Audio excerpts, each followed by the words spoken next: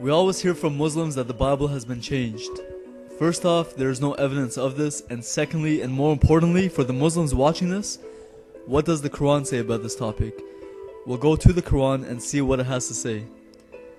So for the first question, according to the Quran, can the words of Allah be changed? Surah Yunus 10:64 says, "For them are glad tidings in the life of the present and in the hereafter. No change can there be in the words of Allah.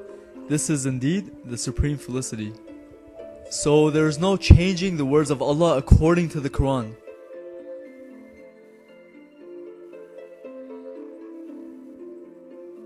Now the next question, is the Torah, which is the law of Moses, and the Injil, which is the gospel, the words of Allah according to the Quran?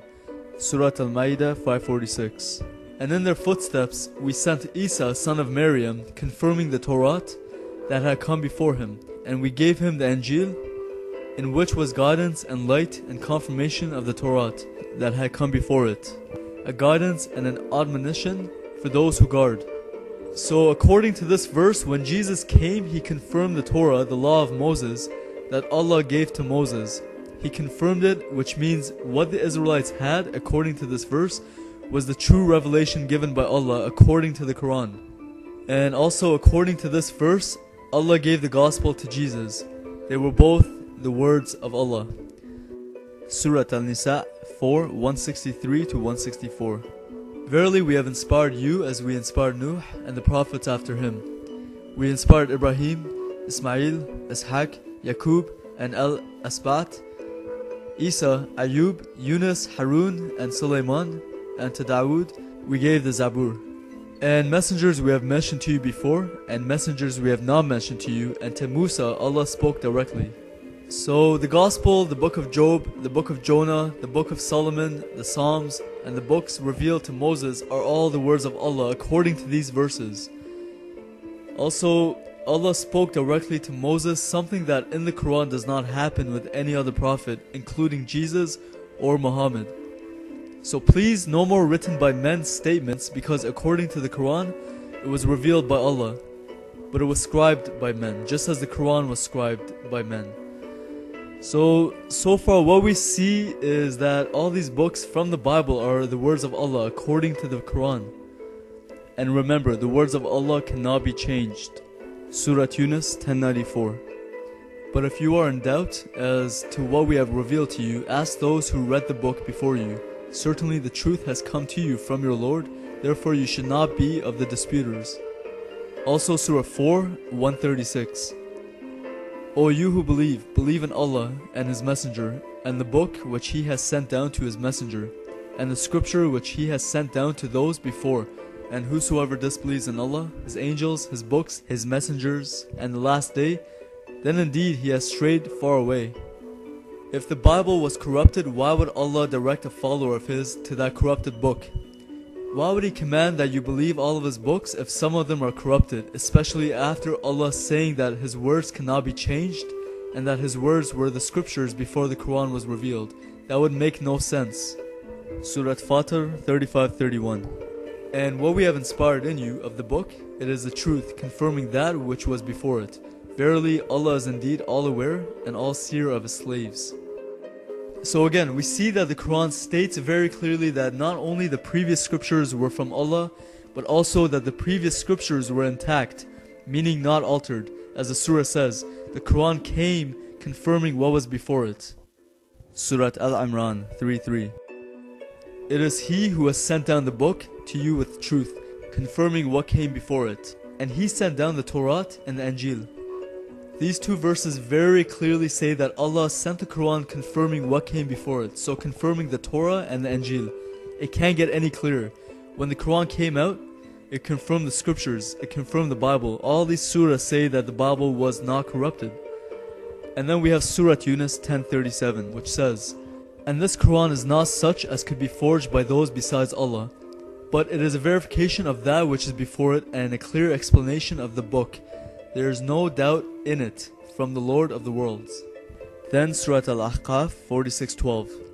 "And before this was the scripture of Musa as a guide and a mercy, and this is a confirming book in the Arabic language to warn those who do wrong, and as glad tidings to the good doers." Here are two more examples of the Quran verifying that the previous scriptures were once again intact. There are so many more verses where the Quran confirms the scriptures that came before it. I think the verses I posted from the Quran are enough, but I will post some other verses from the Quran that I haven't already shown in this video, and if you want you can take these verse numbers and search them on your own.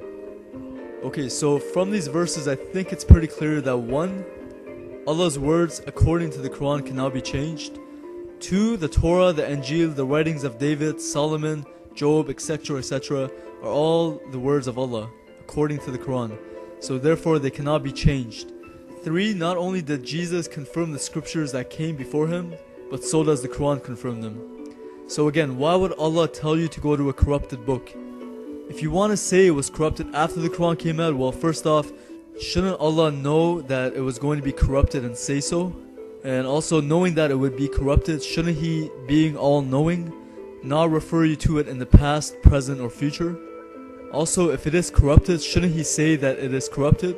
And say it very clearly, but again, it confirms the previous scriptures and says nothing about any corruption.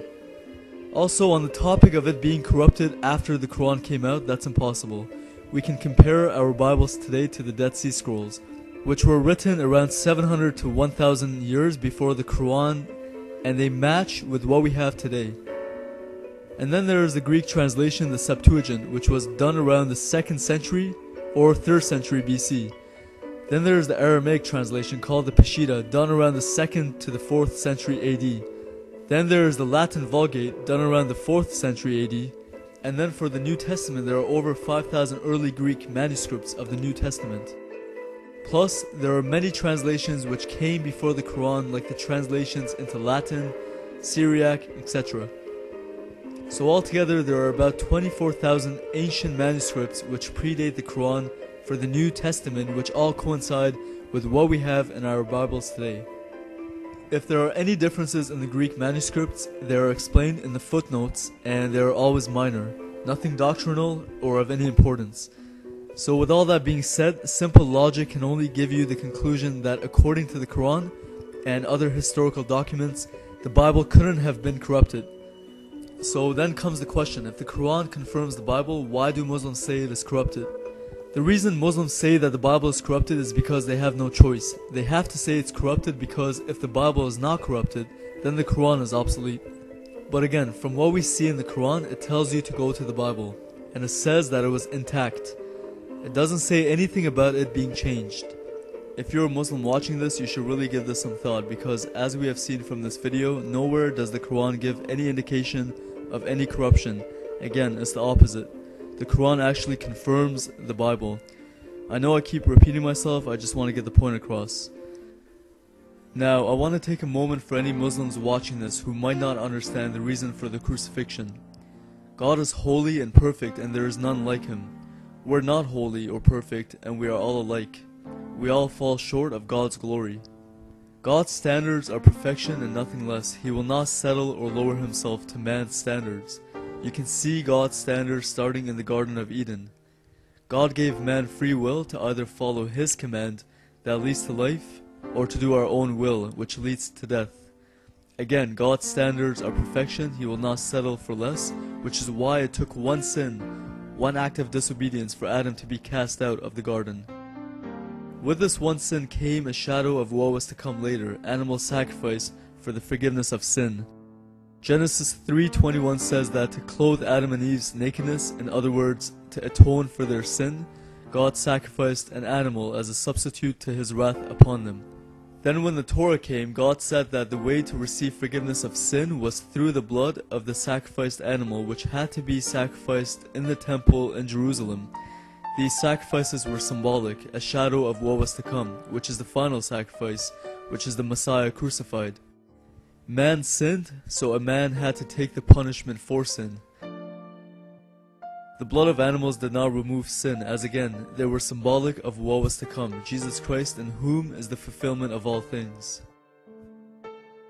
Now, since I'm running out of time, I'm going to have something on the screen for you to read, so just push pause to read it. Bless you all.